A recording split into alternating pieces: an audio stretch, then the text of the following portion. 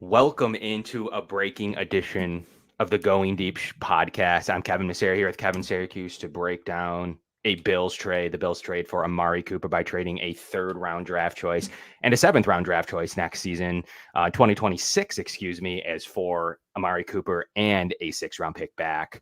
It's the Bean third for fifth swap. They got a little bit less back in the compensation front, but they got Amari Cooper, who is a proven receiver one, playing with Deshaun Watson, drastically dragging the player down. What are your thoughts? How are you feeling, Kevin? Give me your initial reactions. I can't believe that Brandon Beane pulled the trigger here. I mean, we saw the Jets trade for Davante Adams this morning, and I think that was a tell that things were to come, right? The dominoes were about to fall, and that they did. And I really didn't think that Brandon Beane was going to go after that big fish. I literally just got done recording my clip about last night's show, or last night's game, I should say, and how maybe a sneaky target for the Bills could be KJ Osborne, because I wasn't sure if they were going to go after a 30-plus-year-old receiver, a big wide receiver one like this, but Brandon Beane did it. And you know what? I'm pretty happy because the Bills needed help desperately. And by all accounts, the Bills still had, depending on where Minnesota finishes, due to the Diggs pick being Minnesota's, not Houston's, the Bills still did have 3 draft choices inside the top 60, depending on how that's all going to play out based on by finishes. So they felt very comfortable trading a pick, which they perceive and they're hoping to be in the 90s for Amari Cooper and getting a little bit of a top 6-round pick back later on in the draft. Kevin, the Bills still have 3 fourth-round draft choices and 3 sixth-round draft choices this season. Are they done? Like there's nothing here that says the Bills are done. They could be still looking to upgrade their roster. There's a few places they could go, but by virtue of stocking those picks that we talk about all the time on the show, at some point, like, can you even roster them? They're making some of these players inactive. They already revamped their offensive line with a few draft choices with these picks. Mike Edwards is already inactive. Cole Bishop's looking for some playing time. So the Bills do have a decision to make. If they have a deficiency, there's no reason to hoard a pick in the 90s. Do you feel the same way? Yeah, I mean, they could seriously make more moves. Like I was just saying, I mean, someone like a KJ Osborne does make a lot of sense. There are other wide receivers out there. But I think after what we saw last night, I don't know if DeMar Hamlin is going to cut it anymore at the safety position. They could get a safety. They could get another defensive lineman. They could get another edge rusher, maybe a kicker. I know that you wouldn't go on the trade market for a kicker, but there are other dominoes to fall here, I think, or it might not just come from that wide receiver position. I still think that, also, we talk about it all the time, that how strong is this room? Like we've had many shows on here. Was Brandon Ayuk the right fit? Was Deebo Samuel the right fit? Davante Adams, we talked about. I think the Bills were into the end, and Davante Adams, ultimately, he chose to be with his friend and a 2-4 Jets team, who the Bills just beat. Do you think that's random that both trades on a random Tuesday, October 15th, 3 weeks before the deadline, they happened hours apart? That's not random. Yeah, it's just kind of weird how it happened, because I thought that this would have happened closer to that November 5th deadline. But like I said, I guess the dominoes were falling, because as soon as the Jets pulled the trigger on Adams, being, you know what, I need to make a move. And one thing that I do want to say is this is not a rebuild year anymore. For as much as people are saying that the Bills are in rebuild mode, this is Brandon Beane saying that we are in win now mode. And I like the talent that we have on our roster. And I think this is also him saying that I did not do enough to help out Josh Allen this offseason. And whenever you have Josh Allen as your quarterback, you are never counted out. So I need to go get him the proper weapons so that we can make a run for it this year in 2024. What's some interesting decisions here, right? So you look at the totality of this trade and you look at some of the brass tacks. Obviously, the difference there was Las Vegas claims, and I believe them, they were not willing to eat any of Adam's salary. So that was a big factor. The Bills, doesn't matter. They don't care about, they may or may not care about the cash. They literally can't make that work within their cap space to make a trade for Davante Adams if they were unwilling. Now, the compensation's similar between the two players. You can argue who's better. Davante Adams may be better, but he may not be. He may be regressing harder. There's some very pros to how good Amari Cooper's been up to this year. There's been some regression there, but could that be Deshaun Watson's fault? We can talk about that on further shows. I've pulled some stats, advanced stats that aren't great, but ultimately that's why he's traded. He didn't get an extension. He's playing with a quarterback who can't get him the ball, who's off target at epic rates. So there's definitely some issues with where he's coming from. And we're going to actually have a guest of Cleveland on tomorrow for 15 minutes toward the end of our show to break down what he's seen going on, because we need some context. We need some context. Is it all Watson's fault? What's going on in Cleveland? Why would they trade him? They said they wanted to extend him and didn't. So there are definitely some discussions that we are to have with a Cleveland guest later on. We'll also have a Titans guest tomorrow. But, that's, we can break down from inside there. No one knows their team better than inside Cleveland. So I'm just, interested to have that discussion on what they feel about the trade, the Cooper trade. I'm feeling with their record, they're probably feeling pretty good about receiving a 3rd round draft choice back. But we'll get that and more coming to you tomorrow on what they think of the Cooper trade from their side of the perspective, which is always interesting, and the player themselves. But Kevin, there's some interesting data that comes with Amari Cooper. Obviously, beside the $1 million base salary, that's a lot different than Devontae Adams and them eating the entire salary. I don't know what the Jets are doing. Like they are really thinking they're wild. They're just trying to break their drought. I'm pretty sure that's what they're after. Like they do have a path to a wild card spot. Whether the division's gone or not, we can talk about it at a different time. But they do have a path to a wild card spot, and I guess that's what they're after. They just keep making moves and counter moves and then trading Reddick. I don't know what that team's doing, but I have to imagine, by all accounts, the Bills were still very interested. And you could tell what the Bills were. The Bills were willing to pay the compensation for Adams, like very clearly. Like that is the range. The 3rd round pick was the range that they were always going to get, which is fair. It just came down to how much of the salary were they willing to eat. Cleveland has already eaten so much money between what they did with Watson and now with Cooper. Like, yes, they're getting back a little bit of a pick. I don't know how they dig themselves out of their mess. But Cooper comes immediately, and he's just going to take Matt Collins snaps away. That's all it comes down to. There's an immediate path to success for Amari Cooper with the snaps available from Matt Collins. You don't have to touch into Khalil Shakir.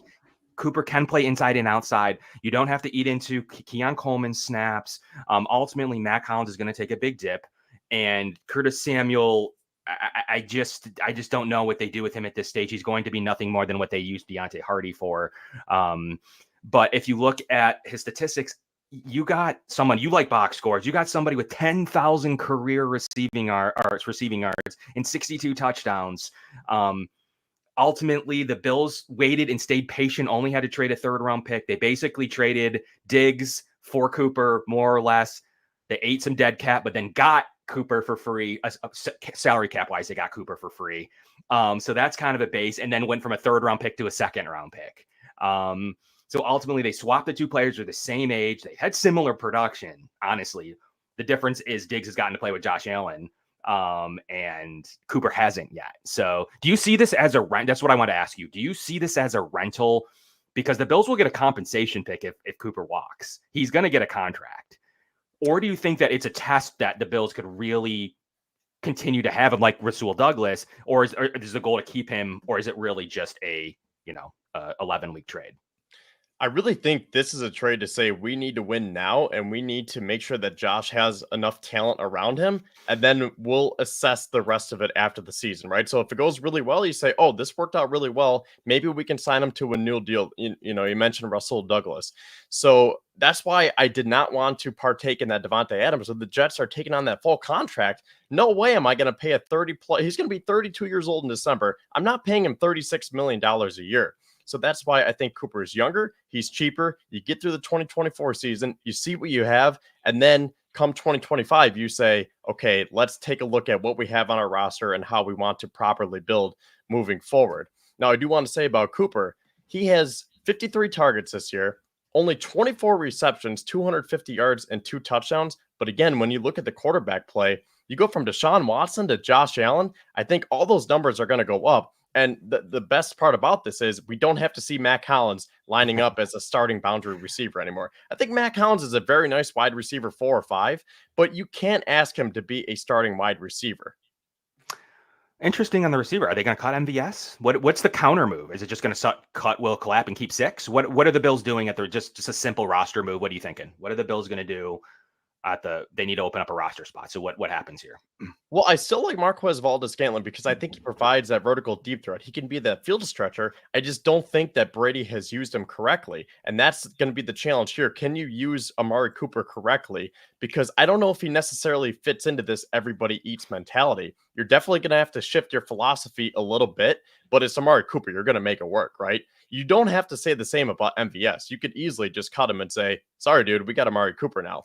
If it were me, I would keep MVS because I think he provides that extra element to this offense. So I'm wondering if there's another player that they could release, maybe on the defensive side, like you said, maybe a backup offensive lineman.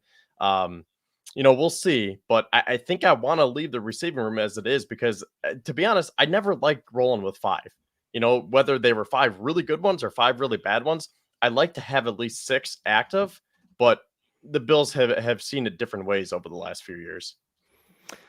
I have a stat. He has averaged 120 targets in his first 8 years in the league. This isn't an everybody eats move. It isn't. He is a guy that gets 120 targets. Why? It doesn't matter. It isn't just, he was force fed by Cleveland. Every single team that he's been with, whether it's Oakland at the time, Dallas, or Cleveland, he has received 120 targets. They're not making this move for a decoy purposes. They do feel like, I still believe this. I don't know if you do. The Bills in April, not in March, not in right after the Super Bowl, were forced to trade Diggs because Diggs wanted to go to the next best thing, the next quarterback on a rookie deal, so that he felt like he could continue to maximize his money. Now, the Bills did not want to trade a receiver one, whether they then created an everybody eats mantra or not. They signed Curtis Samuel with the expectation that they still had probably a draft choice coming up, but then they still had Stephon Diggs. So it was never, they didn't decide in April that this is no longer the philosophy and everybody's going to eat. He forced his way out and he admits it. And the team will almost come out and tell you that. So I think the Bills were still lacking. That's why we had so many shows, whether it was Ayuk, Deebo Samuel, or Devontae Adams, why we had so many shows stressing that I just never felt like that was the truth. The Bills waited it out, and yes, they could have used Cooper probably in the Houston game, more specifically of any game so far. Results probably don't change in any other game with him, but they could be 5-1 potentially with Cooper in the lineup, especially without Khalil Shakir, and the Bills knew that. So I think it finally came to a head to where we can't lose any more games like the Houston game, especially with KC coming up, even Seattle, a couple of other games that the Bills need to win. They needed to make sure that they had that receiver in the offense way before the trade deadline to make sure that he's ticking on all cylinders as you reach KC and as you reach the back end of the schedule with Detroit and San Francisco and then into the playoffs. So I think the Bills have shown that maybe it wasn't an everybody eats. That's just what they had to switch to when Diggs wanted to be traded in April.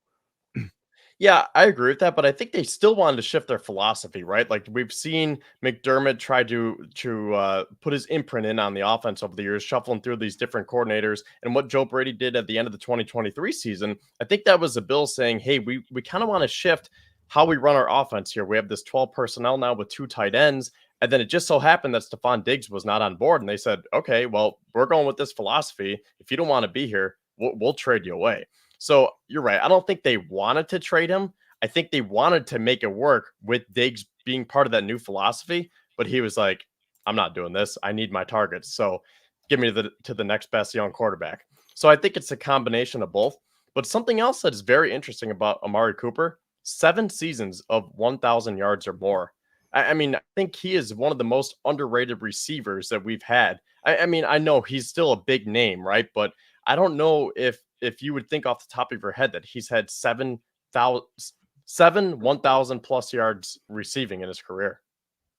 One stat that just came out to advanced stats, Amari Cooper saw 455 uncatchable air yards in the first 6 weeks, the most among wide receivers. So his advanced statistics aren't good, but you're going to have to point to the fact that Bills saw that to be Watson's fault and not the receiver's fault. That's a ton of air yards that were uncatchable. He's received 53 targets already in 6 weeks. So it isn't a issue of him not getting the ball and him just standing there. They tried to get him the ball, right? So 53 targets in 6 weeks on a bad team, 455 air yards that were uncatchable. And obviously, I think they're saying Watson's having one of the worst seasons ever, literally ever, by plenty of metrics, especially advanced metrics, but even box score metrics. He's having one of the worst statistical seasons, like Jamarcus Russell style bad.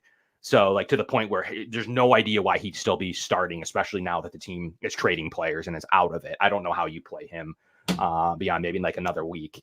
But do you buy that it's a Watson thing? Because some of the advanced statistics, only 1.3 points above expectation. We talk about EPI on the show sometimes. That's not great. like 1.3 above expectation. Mac Hollins is playing better. So then it comes down to the Bills. They made the trade. They truly believe it's a Watson issue, fully and foremost. You agree, right? Yeah, and who else is their offensive coordinator? Ken Dorsey, someone who I was not a fan of, and I know there are a lot of people who also did not like Ken Dorsey. So you combine Dorsey and Deshaun Watson, I mean, that is a bad combination. So thank God the Bills rescued Amari Cooper, because I think he still has some great football left ahead of him here with Josh Allen and Joe Brady. It's just a matter of, can you make sure that you could run this offense correctly and smoothly? And I think they can. Yeah, and there's some. Let's pull up just real briefly. We're gonna go for another few minutes here. Kevin, did you have anything else you wanted to add on while I pull up some final data here? Not off the top of my head. I'll see if I can find something too, because I mean, obviously there's tons of information that's coming out right now. So we'll try to get as much as we can in the next 5 minutes or so here. Yeah, obviously we just wanted to come live for 20 minutes in the middle of the day on a random Tuesday. Still think there was something to the Adams and the Amari Cooper trades happening at the same exact time. That's very random. But ultimately, there's probably method behind that madness. Maybe the Bills were a finalist over there as of yesterday for Devontae Adams, and Vegas was just like, yo, he wants to play with Rodgers, and we're not going to eat any of that. Any of that money at all. So if you pull up let me pull up just real briefly what's interesting too, real quickly before I pull up Cooper, 53% of the time they've been in 11 personnel. So that's 3 receivers on the field. The Bills have a very strong EPA out of that formation, which is really, really encouraging. I still think that formational switch to the 2 tight ends didn't happen. That's a large percentage of 11 personnel over 12 personnel. And I don't think that the receivers were winning enough, alluding to this trade. So that's a ton of, and we'll have to see. This data is through the 4th of October, but we'll have to see how that all turns out overall based on their formational tendencies. But right now they're running a ton of 11. That's interesting, isn't it? Yeah. And you know what? You asked if I had anything else. That reminds me, I like I said, I just got done recording about last night's game, and the stat that I was talking about was the non-receivers for the Bills combined for 10 receptions, 118 yards, and a touchdown. The actual receivers on the Bills last night had nine catches for 97 yards and a touchdown. So yeah, last night was great. The Bills went to 4-2. They improved their odds of winning the AFC East. But is that sustainable? And that's why I was saying, I think you need to go add to this room, because you can't just keep rolling with these guys and hoping that you're going to get Marquez Valdes-Scantling to just outburst one of these weeks, right? Or Curtis Samuel. It just seems like we have a large enough sample size to know that it wasn't working and Brandon Beane had to do something, and that he did. There you have it. And then the 0.57 EPA out of 11 personnel, the Bills may feel like that's the best personnel. And another stat to come out of yesterday, which was interesting, Kevin, the Bills actually dominated to a 17% domination rate yesterday. So although the Hail Mary made it feel different, and we'll talk about this on our show tomorrow, a few other plays made that game really close, based on the data, the Bills actually had one of the best performances. They should have won by a lot more. So it isn't just a lucky win. It is actually would have been another super unlucky loss. The Bills actually played really good defensively, especially after the first quarter. Once again, only allowing 3 points and a Hail Mary after the first quarter. I was going to say that Hail Mary was, I mean, it almost was a turning point in the game. I was thinking, oh man, here we go again. I've seen this movie before. Next thing you know, it's 20-20. And thank God the Bills were able to pull it out, because that seriously could have been the momentum changer where the Jets went on a roll and the Bills could have collapsed. So very good job by the Bills to pull that one out. And now they have Amari Cooper to help them through. I mean, this is more of a favorable stretch too. I guess the final thing I'll say is the Bills have done this without many key players and starters, right? I don't need to go through the whole list because there's so many, but the whole middle of their defense for starters, right? Yeah. Now you add Amari Cooper to that, you get more of a favorable part of your schedule. You have the 1-4 Titans coming to town this week, and I'm liking this season even more now. There you have it. Well, thank you so much, everybody, for tuning in for a special 20-minute edition to all the 1,000 live viewers. We'll be back. If anything else happens, we'll be back live with you soon. But come to our show tomorrow. We'll be live tomorrow at 8 p.m. here on the Built-in Buffalo Podcast Network. The Bills get Amari Cooper for a 3rd-round pick and also get a 6th-round pick back. So we'll be back at you, and we'll break down this and more with more data tomorrow if there's anything else. We'll talk to you guys soon.